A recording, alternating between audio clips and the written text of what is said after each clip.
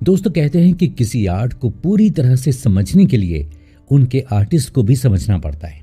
इसलिए हमें भी विवेक बिंद्रा के काम को समझने के लिए पहले उन्हें समझकर ये जानना होगा कि मल्टी टैलेंटेड कैसे बना जाए और उन्हें इस मुकाम तक पहुंचने के लिए कितनी मुश्किलों का सामना करना पड़ा। चलिए उनके बचपन से शुरुआत करते हैं। 5 अप्रैल 1982 को लखनऊ में जन्मे विवेक के बचपन का समय बहुत ही कठिन गुजरा। जब वो 3 साल के भी नहीं थे तब इनके पिता का साया इनके सर से उड़ गया। ऐसे समय में उन्हें अपनी माँ की जरूरत थी, लेकिन उनकी माँ ने दूसरी शादी कर ली, इसीलिए वो अपनी माँ के पास भी ज्यादा नहीं रह सके। आप जरा सोचिए कि जिस बच्चे को बचपन में ही माँ और बाप दोनों का प्यार ना मिला हो, उसके लिए आम बच्चों की तरह रह पाना कितना मुश्किल रहा होगा।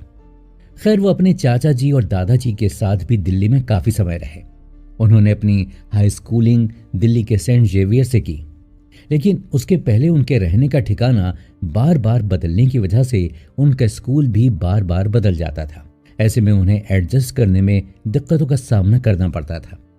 फिर भी अपने टीन एज से ही उन्हें स्पोर्ट्स में बहुत इंटरेस्ट था। एथलेटिक्स में वो नेशनल रनर थे। साथ ही साथ बॉक्सिंग और बैडमिंटन में भी उन्होंने अपना हाथ आजमाया था। यानी कि ऐसा कोई स्पोर्ट नहीं था जिसमें उन्होंने हाथ न आजमाया हो। उनके पास दर्जनों की संख्या में मेडल्स थे, इसलिए उनके अंदर नेवर गिव अप और बाउंस बैक का एटीट्यूड आ रहा था। साथ ही साथ उनका इंटरेस्ट बिजनेस और पैसे कमाने की ओर भी बढ़ने लगा था। इसलिए उन्होंने ट्यूशन पढ़ाने से पैसे कमाने की शुरुआत की। ऐसा कोई बिजनेस नहीं है जिसके बारे में विवेक को कोई आइडिया ना हो, लेकिन इसकी शुरुआत कहाँ से होती है ये हमें जानना जरूरी है। सन 2004 में जब विवेक बीबीए कर रहे थे तो उन्होंने बच्चों को पढ़ाने का सोचा। उन्होंने बच्चों को पढ़ाना शुरू भी किया, लेकिन उन्हें ये स्केलेबल नहीं लगा, क्योंकि जितने समय वो पढ़ाते थे उन्हें उतना ही पैसा मिलता था। इसलिए उन्होंने दूसरे लोगों को भी पढ़ाने के लिए हायर कर लिया। साथ ही साथ उन्होंने अपने इस बिजनेस को प्रमोट करने का सोचा, क्योंकि दिल्ली के पीतमपुरा में एक छोटे से बिजनेस के बारे में सबको पता नहीं चल सकता था। इसलिए उन्होंने एक जुगाड़ लगाया। उनके एक रिश्तेदार केबल चलाते थे। उन्होंने उनसे बात करके अपना एक एडवर्टीजमेंट बना लिया। जब भी केबल वाले कोई मूवी दिखाते तो उसके नीचे उनका एडवर्टाइजमेंट आता था। इस एडवर्टाइज का कॉस्ट 1200 रुपए हर महीने का था, लेकिन विवेक ने पहले महीने के लिए इसे भी फ्री करा लिया था। धीरे धीरे उन्हें बहुत से कॉल आने लगे।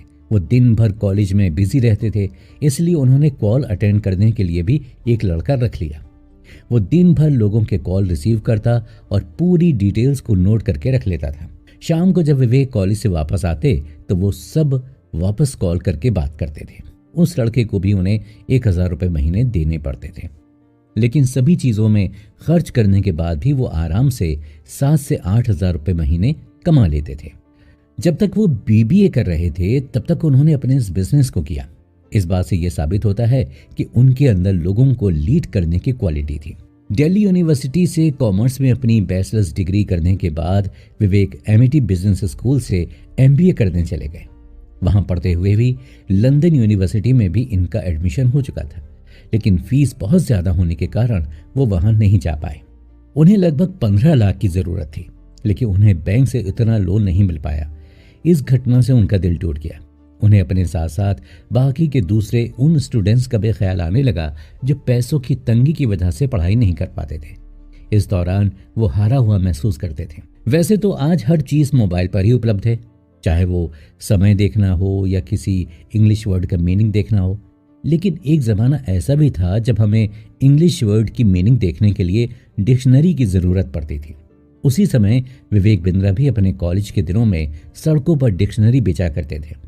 हर डिक्शनरी बेचने पर उन्हें लगभग 25 रुपए मिल जाते थे। जब इनके साथी पार्टीज करने में बिजी थे तो विवेक कुछ इसी तरह से पैसे कमाने को लेकर स्ट्रगल किया करते थे। ज्यादातर स्टूडेंट्स पढ़ाई करने के बाद जहां नौकरी या बिजनेस करने की सोचते हैं तो वहीं विवेक स्कॉन के साथ जुड़ गए। इसके पीछे भी एक दिलचस्प कहानी है। दरअसल उनके मन में वैराग्य आ गया था। उन्हें लगा कि पिता तो बचपन में ही चल बसे और माँ ने भी दूसरी शादी कर ली। ऐसे में उन्हें लगा कि जब उनके पीछे कोई नहीं है तो उन्हें अपना जीवन लोगों की सेवा में ही समर्पित कर देना चाहिए। अपने एमबीए के दौरान ही वो मंदिर में रहा करते थे और वहीं से कॉलेज आना जाना करते थे। अपने आसपास सन्यासियों को देखकर वो भी ब्रह्मचारी बन गए थे। सन 2005 में अपनी MBA पूरी होने के बाद वो लगभग 3 सालों तक वृंदावन में भी रहे।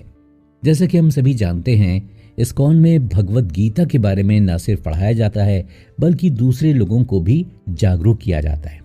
ऐसे में विवेक बिंद्रा भी बहुत सारे कॉलेजेस और स्कूल्स में जाकर भगवत गीता के सेशंस लेने के लिए धोती कुर्ता पहनकर ही बड़े बड़े कॉलेजेस में जाया करते थे। लोगों से भिक्षा मांगकर एक ब्रह्मचारी का जीवन जीते हुए वो बड़े संतुष्ट थे। लेकिन उनके गुरु को उनके अंदर का पोटेंशियल पहले से ही पता था। इसलिए उन्होंने विवेक से कहा कि उन्हें संसार छोड़कर सेवा करने के बजाय सांसारिक बनकर ही सेवा करनी चाहिए। लेकिन साथ ही साथ उन्होंने विवेक से यह भी कहा कि गीता और उसके उपदेशों को उन्हें कभी भी नहीं छोड़ना है। विवेक भी अपने गुरु की बात मान गए और सांसारिक जीवन में वापस आ गए। लेकिन क्या वो वापस इस प्रैक्टिकल दुनिया में खुद को एडजस्ट कर पाए या फिर सांसारिक दुनिया उन्हें समझ नहीं आई? आइए जानते हैं अगले एपिसोड में।